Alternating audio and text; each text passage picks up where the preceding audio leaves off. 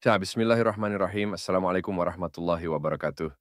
Saudaraku seiman yang dirahmati Allah.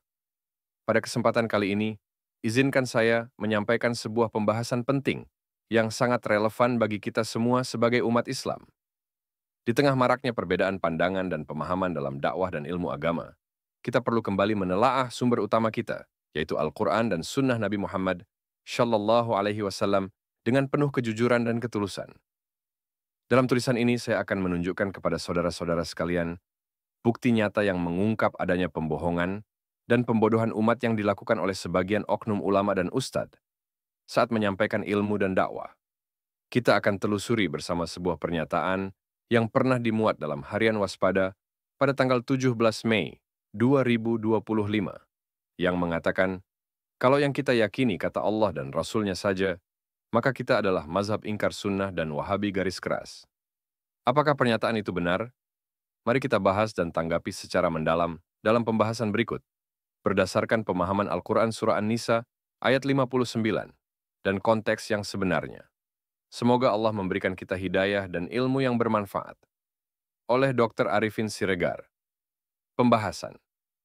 Seorang ulama atau ustadz yang bekerja di Tapanuli mengemukakan ayat Al-Quran An-Nisa ayat 59 dengan menyampaikan bunyinya, "Wahai orang-orang yang beriman, taatilah Allah dan taatilah Rasul Muhammad serta ulil amri, pemegang kekuasaan di antara kamu."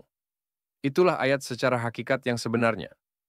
Dan ayat secara syariah, yaitu kita wajib mengikuti perintah pemimpin-pemimpin kita di antara ulama-ulama akhirat. Itulah yang dimaksud dengan ulama akhirat.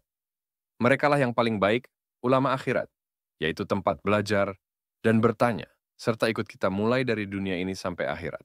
Kalau yang kita yakini kata Allah dan Rasulnya saja, maka kita adalah mazhab ingkar sunnah dan wahabi garis keras. Untuk tulisan itu, kita komentari. Dari penuturan ustadz atau ulama yang tersebut, di atas menyatakan kita mutlak wajib mengikuti apa petunjuk dari di antara mazhab atau ulama seluruhnya. Padahal, bunyi surah An-Nisa ayat 59 di atas, ada yang disembunyikan oleh beliau suatu kata, di mana seharusnya Quran surah An-Nisa ayat 59 berbunyi, "Wahai orang-orang yang beriman, taatilah Allah dan taatilah Rasul Nabi Muhammad, dan ulil amri, pemegang kekuasaan, di antara kamu. Kemudian, jika kamu berbeda pendapat, maka kembalikanlah kepada Allah, Al-Quran, dan Rasul sunnahnya. Jika kamu beriman kepada Allah dan hari akhirat." Komentar. Jika kita lihat Quran Surah An-Nisa ayat 59 yang dikemukakan oleh ustadz atau ulama dari Tapanuli itu, di mana beliau menghilangkan dan menyembunyikan kata yang berbunyi, "Jika kamu berbeda pendapat, maka kembalilah kepada Allah dan Rasul-Nya jika kamu beriman kepada Allah dan hari akhirat." Jadi di mana dengan hilangnya kata ini, berarti seolah-olah mutlak, harus atau wajib mengikuti perintah ulama. Dan mazhab meskipun pendapat ulama, dan mazhab itu diantaranya berbeda dengan pendapat Allah dan Rasul-Nya. Karena kata maka kembalilah kepada Allah dan Rasul-Nya, itu dihilangkan. Ya, jadi, ustadz atau ulama tersebut di atas telah membohongi atau membodohi umat, bahwa semua pendapat yang diutarakan oleh ulama atau mazhab, meskipun berbeda dengan pendapat Allah dan Rasul-Nya, juga harus atau wajib ditaati atau diikuti. Disinilah letak pembodohan dan pembohongan itu. Padahal jelas Quran Surah An-Nisa ayat 59 di atas menyatakan, "Bila kamu berbeda pendapat, maka kembalilah kepada Allah dan Rasul-Nya, jika kamu beriman kepada Allah dan hari akhirat." Komentar. Jadi kita tidak mengecilkan atau meremehkan mazhab atau ulama tertentu.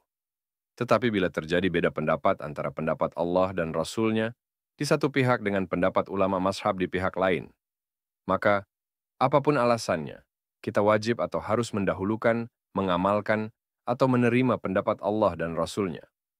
Dan pendapat mazhab atau ulama ditinggalkan atau ditolak. Komentar. Dengan memaksakan, menerima, atau harus mengamalkan pendapat atau petunjuk, mazhab, atau ulama. Inilah yang terjadi tuduhan Nabi Shallallahu Alaihi Wasallam sebagai perbuatan bid'ah, sesat, dan di neraka. Komentar. Kemudian menuduh paham yang diamalkan, yang menurut kata mereka paham Wahabi di Arab Saudi, Mekah, dan Madinah, mereka tuduh sesat. Dipertanyakan, kenapa dituduh sesat? Padahal di Arab Saudi yang mereka tuduh, Paham Wahabi itu adalah amalan-amalan ibadah, akidah yang sesuai dengan Al-Quran, dan hadis sahih atau sunnah Nabi Shallallahu Alaihi Wasallam.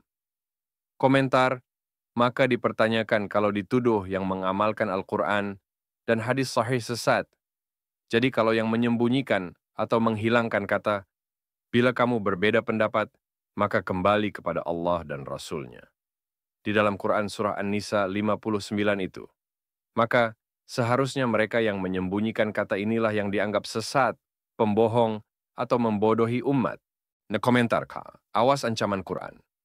Surah Al-Ahzab 66, 67, dan 68 yang berbunyi, pada hari ketika wajah mereka dibolak-balikkan dalam neraka. Mereka berkata, aduhai, kiranya dahulu kami taat kepada Allah dan taat pula kepada Rasul. Mereka berkata, wahai Tuhan kami, sesungguhnya kami telah menaati para pemimpin dan para pembesar kami. Lalu mereka menyesatkan kami dari jalan yang benar. Wahai Tuhan kami, timpakanlah kepada mereka azab 2 kali lipat, dan laknatlah mereka dengan laknat yang besar. Demikianlah pembahasan yang bisa kita angkat kali ini. Semoga menjadi bahan renungan dan pembuka mata hati kita bersama. Ingatlah, sebagai umat Islam kita tidak boleh menelan mentah-mentah setiap kata dari manusia, sekalipun bergelar ustadz atau ulama.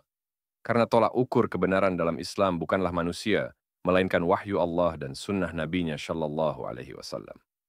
Mari kita kuatkan keimanan dengan ilmu yang benar, dan jangan sampai tertipu oleh retorika yang menyesatkan. Bila ada perbedaan, Allah sendiri sudah memerintahkan, kembalilah kepada Allah dan Rasul-Nya.